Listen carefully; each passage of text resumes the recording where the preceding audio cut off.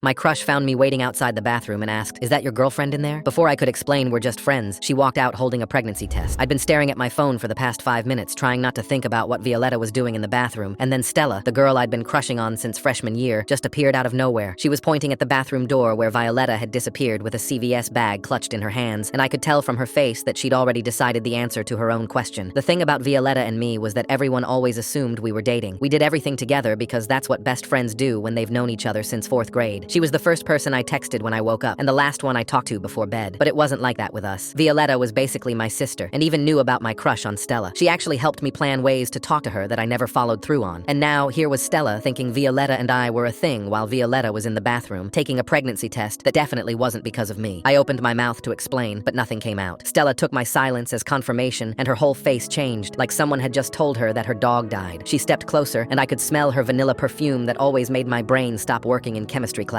She was trying to smile, but it looked forced, and she tucked her hair behind her ear with a shaky hand. "You guys have been together forever," she said, and it wasn't a question anymore, just a statement that seemed to hurt her to say out loud. "I've always been jealous of Violetta," Stella continued, and her voice was getting quieter with each word. "She gets to be the one you wait for every morning at her locker. I see you there when I go to my locker, and you always look so happy to see her." Her eyes were starting to get shiny, and she blinked hard. "She's the one who gets to fix your collar when it's messed up in the hallway, and you let her. You just stand there smiling at her like she's the best thing that ever happened to you." Stella wrapped her arms around herself and kept going, even though I could tell she didn't want to. All I wanted to do was comfort her, but my brain stopped functioning because of everything she was saying. "You guys have all these inside jokes that make you both laugh until you can't breathe. And sometimes in chemistry, I watch you texting each other, and you get this look on your face, like whatever she's saying is the most important thing in the world." Her voice cracked on the last word, and she cleared her throat. She had quiet tears rolling down her face, and I wanted to wipe them away and tell her everything. "I should have said something sooner," Stella whispered, more to herself than to me. My heart panged at that. "Before you two got together, but I was scared, and then it was too late, and now I just have to watch you be happy with someone else." She laughed, but it sounded broken. "The stupid thing is that I've liked you since sophomore year." Her eyes widened at that, like she hadn't expected herself to voice that part out loud. "I should go," Stella said suddenly, wiping her face with her sleeve. "This is embarrassing, and Violetta's going to come out any second, and I don't want to be here crying about her boyfriend." She turned to leave, but before I could stop her, the bathroom door opened. Violetta stumbled out looking pale and shaky, and in her hand was the pregnancy test. She hadn't hidden it or put it in her bag or anything, just walked out holding it like she'd forgotten the rest of the world existed. Stella's eyes went straight to it, and her tears turned into full sobs. "Oh my God," she choked out, backing away from us. "It's not mine," I said quickly, finally finding my voice and grabbing Stella's wrist before she could run. "The test, the baby, if there is one, none of it's mine because Violetta and I aren't together. We've never been together." Stella stared at me through her tears, and I kept talking. "Violetta's my best friend, just my friend, and her ex got her pregnant, and she needed someone to be here while she figured this out." I pulled Stella closer. "I've been trying to work up the courage to talk to you for 2 years. I only go to her locker because yours is 3 lockers down. I'm crazy about you." Stella looked between both of us, and I knew I hadn't fully convinced her. "The only person I've ever wanted to be with is you, Stella. It's always been you," I said.